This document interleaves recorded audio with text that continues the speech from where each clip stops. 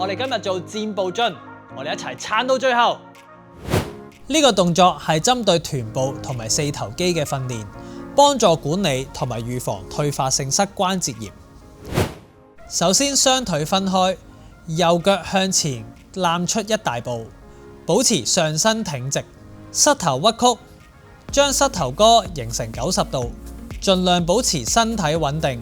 喺最底部嘅時候稍作停留，伸直雙腳，用力將身體向上推，重複以上動作10次。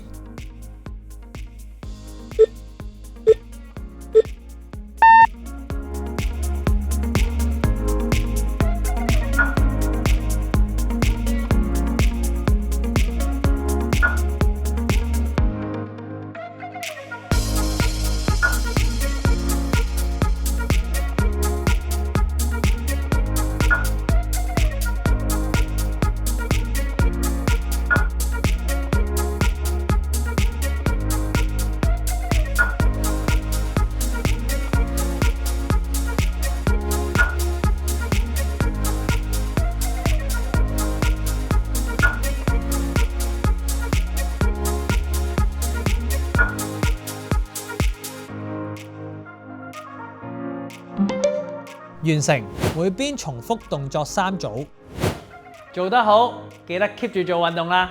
睇埋我哋其他片 ，follow 埋我哋，咁你就可以得到最新嘅資訊。我哋下次見，拜拜。